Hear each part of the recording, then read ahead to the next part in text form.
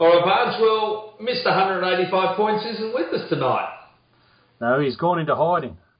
Well, he's actually moving closer to the spiritual home of the Hawks, and we might have something to say about what is the spiritual home of the Hawks and what is going to be the home of the Hawks later on. Indeed, we may.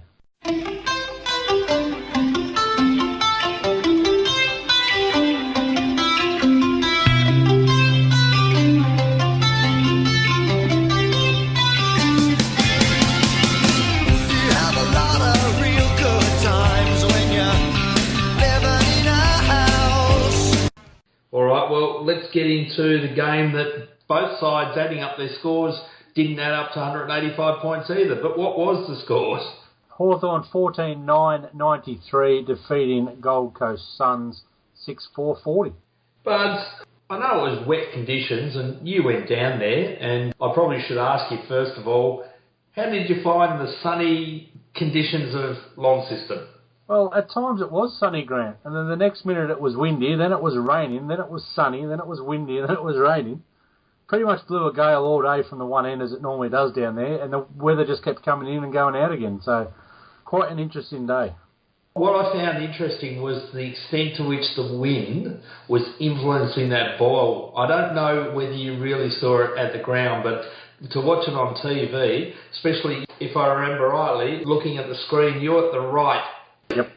And the ball to the left, there was a couple of times there where they kicked in, and it did what I saw happen at Bell Reeve Oval before they put all the stands up when you were kicking to the river end, and the ball came back at you.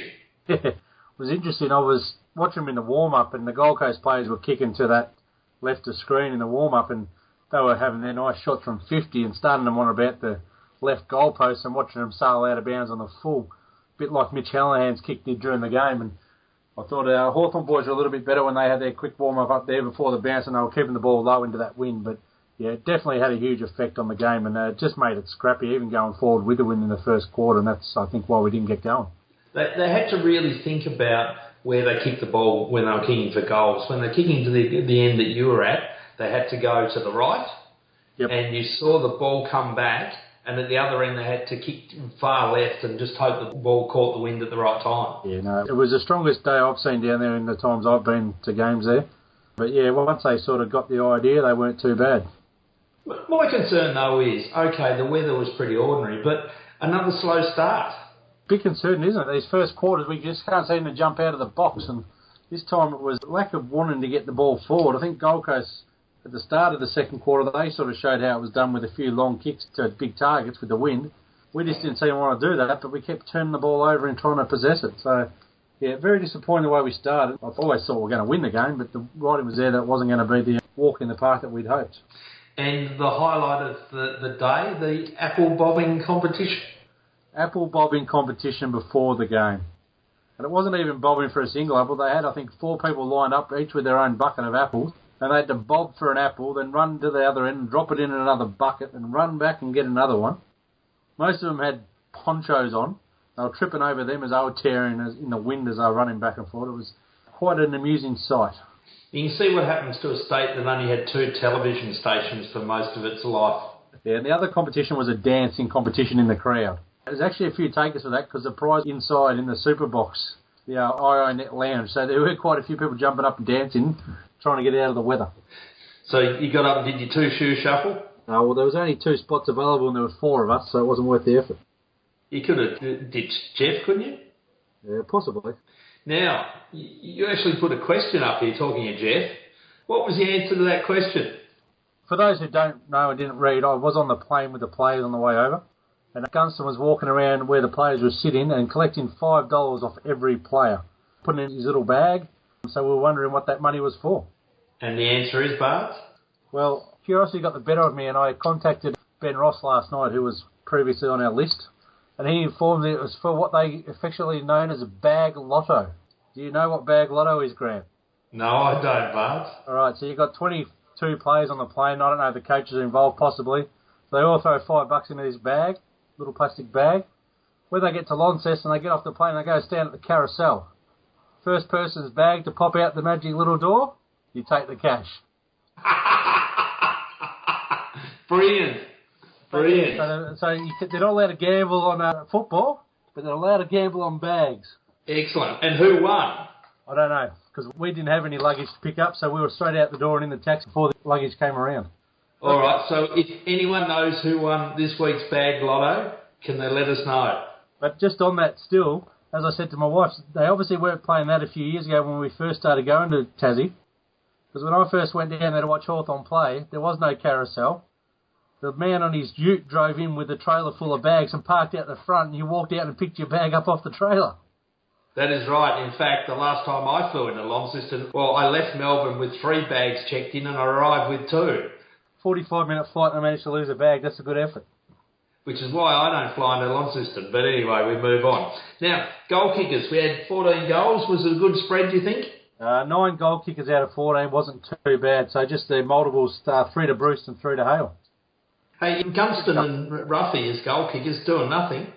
Yeah, Gunston had 2. Ruffy didn't get among it. I'm not sure what's going on with Ruff. I don't think he really did anything wrong. We didn't seem to go to him a lot. There's a few times where he was unlucky. I think he got pushed out of a couple and no free kicks were coming. But as a day on all for Ruffy, just the 11 touches and 52 Supercoach points, a dirty day, especially for a man who does really well at that ground normally. So hopefully he can come back this week and put some goals on the board.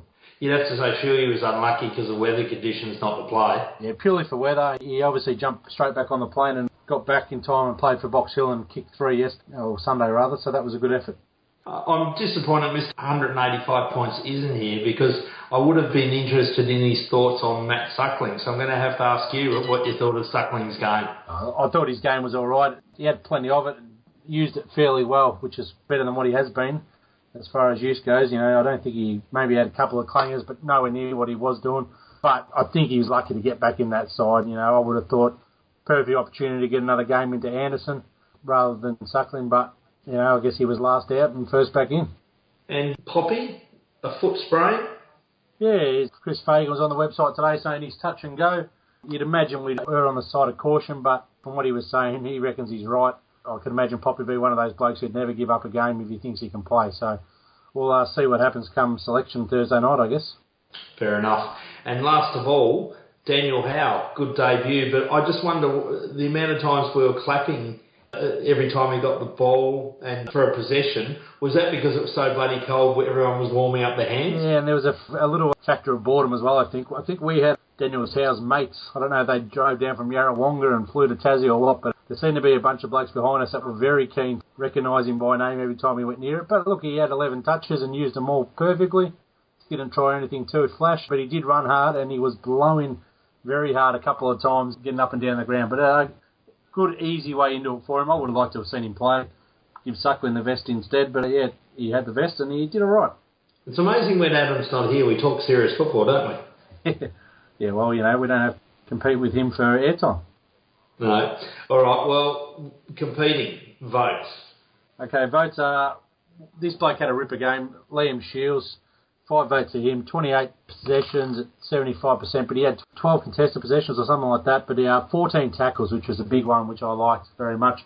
4 to Lake, just kept cleaning up down back all day, used the ball well, had plenty of it. 3 to Hodge, 2 to Bruce in a great game for his 100th, I thought, and 1 to Mitchell.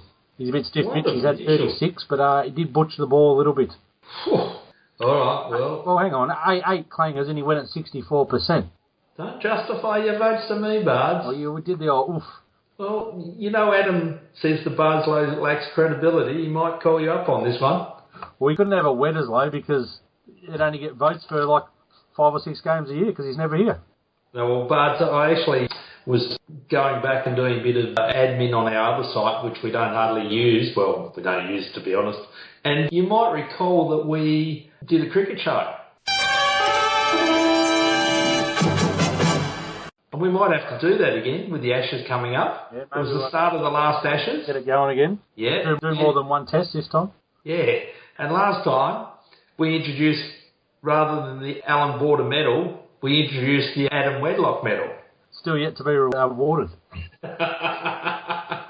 So we might throw down a challenge to Wedders and suggest that he's going to have to give votes in the up-and-coming Ashes series, and we'll have an Adam Wedlock medal. Sounds like a plan.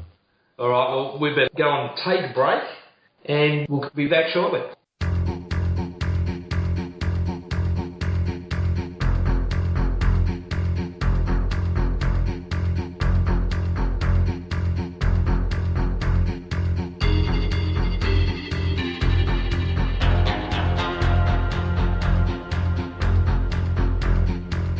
All right, Bards, we're back with a blast. Yes, mate, and this for a few people that were sitting in the row in front of us down in sunny Tassie. These people decided that even though they had a ticket printed, we're in the reserve seat section, ticket printed with a seat number on it, seats are labelled, a little bit hard to read, but you can figure them out. They decided they'd sit in the wrong seat, so then when the people who did have tickets for that seat come along, they argued that was their seat, so they had to go get the bloke, and then he didn't know what he was doing, because I think he normally works there when there's no reserved seats. So they ended up spending the first quarter standing up, shuffling seats, sitting down, arguing about where they were going to sit, sitting on each other's knees, standing up, sitting down. All we wanted to do was watch the footy. All right, fair enough, Hawthorn were terrible in the first quarter, but I don't even know why, really, because I was watching these idiots in front of me all the time. Seriously, the ground was half empty. Just go sit in a seat by yourself. You don't have to crowd on top of each other. Bloody hell.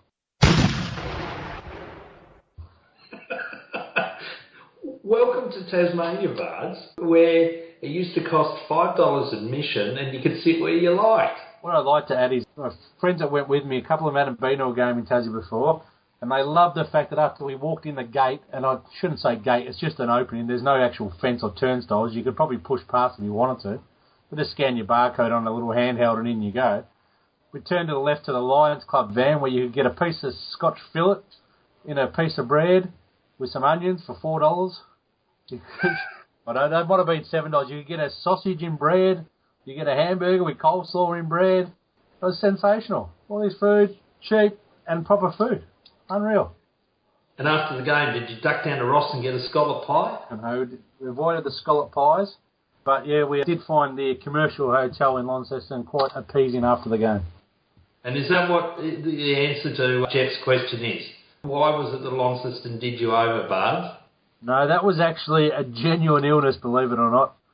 I didn't feel great after the game. Maybe it was that steak sandwich, I don't know, but everyone else had one and they were fine. I was just crook, mate.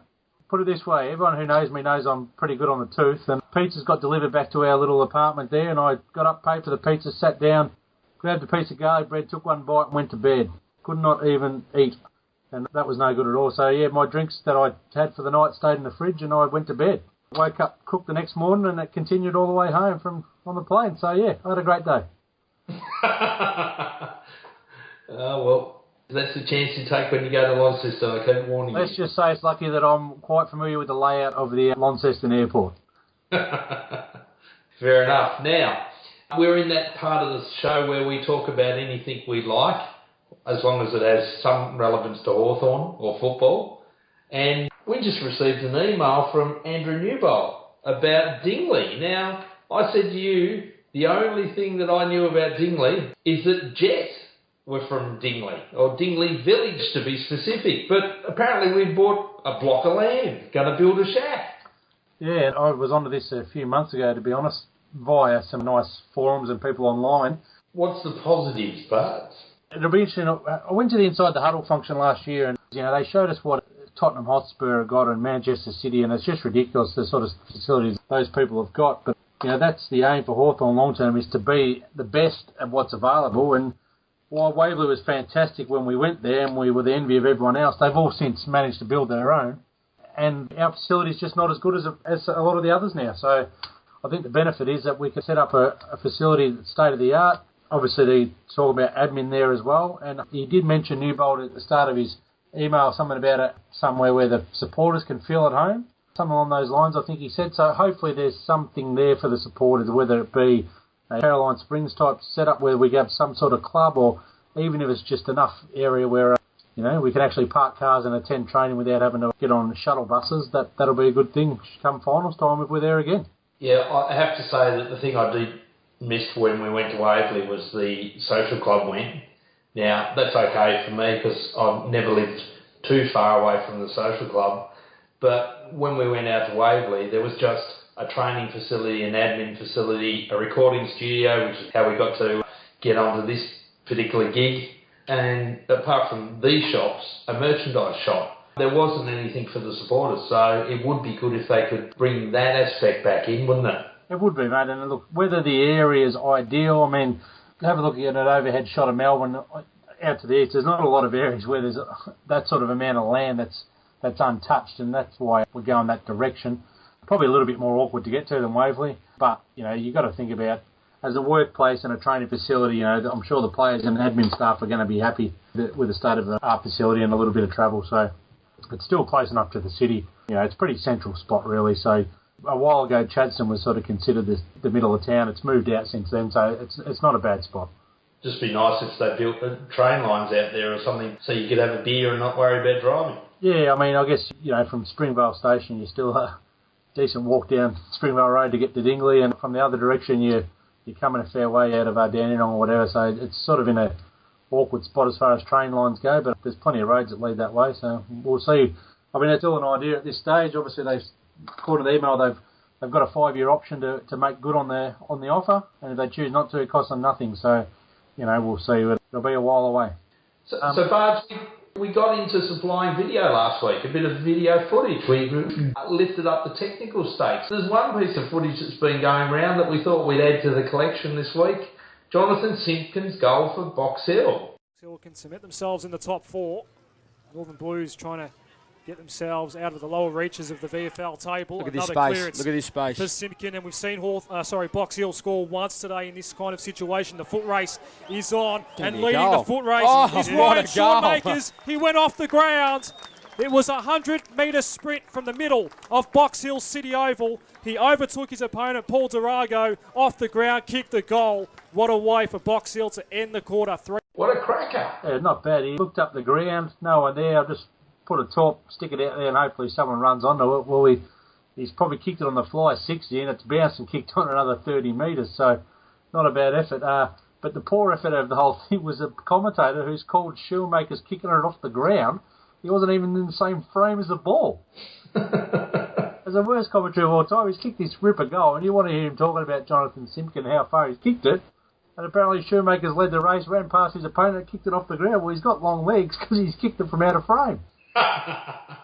Oh, well, that was something to enjoy, and it's probably the first time I've seen a goal like that for a long time. I remember once Peter Hudson playing for Glenorchy Football Club, ran out into the centre, got the ball in the centre square, turned around, dropped it on the boot, and just kicked it. And I remember sitting behind the goals at the soccer ground end. People would know KG5, that are from Tasmania. It bounced at the edge of the square and bounced through the goals.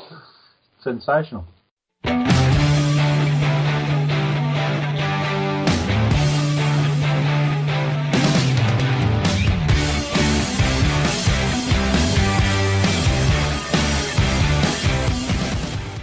Okay, Bards, so St Kilda, 4:40, Etihad Stadium.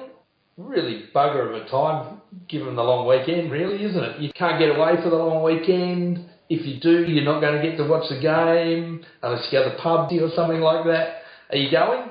Not at this stage, mate. I'll be required to work Sunday night, I'd imagine, and 4:40, not a great time. But look, to be honest, we've got to play a twilight game at some stage. We get one on a long weekend, it's probably not bad because, unless you are going away, what a good time to take kids to the footy with no school the next day, is what I'm saying. Normally it's no good, but if you've got to play one with a day off the next day, it probably works all right. Yep, and I can get my famed Chico rolls. I love the Chico rolls that they have at Etihad Stadium. So, Bards, St Kilda, they're 3-6, percentage of 82. They've beaten a couple of teams we've beaten, Gold Coast and Western Bulldogs, and the Brisbane Lions.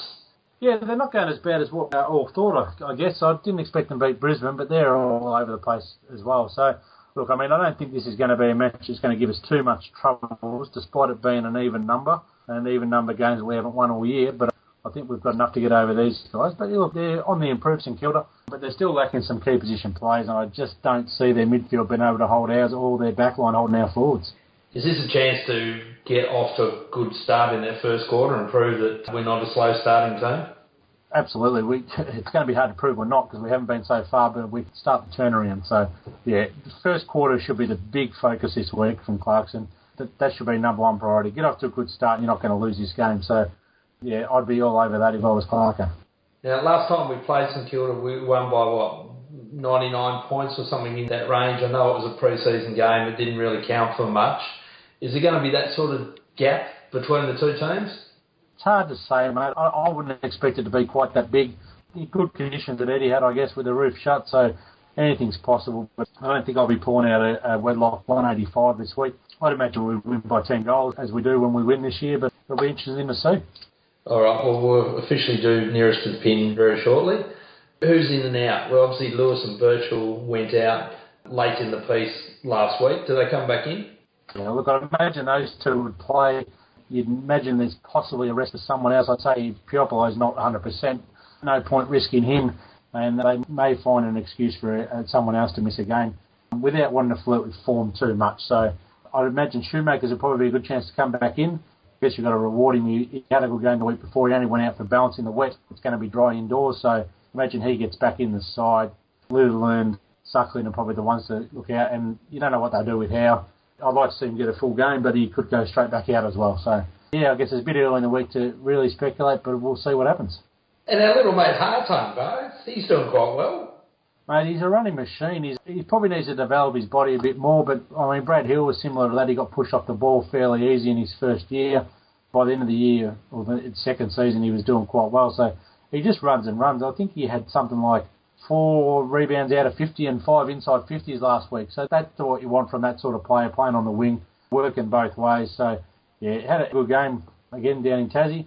And, yeah, hopefully he can maintain that, because it definitely makes us look different with, Smith, Hill and Hartung in the side. I don't know if they all fit at the end of the season, but it gives us options and backup in the running department. Yeah, exactly. All right, well, let's go to it officially, nearest to the pin. 4! 68 points for mine. All right, and I'm going to go 73. So we're pretty close. And talking of pretty close, just so everyone knows, I'm up to date with the nearest to the pin and Bardslow votes. And right now, leading nearest to the pin is Mario on 121, closely followed by Alan Forsyth on 140.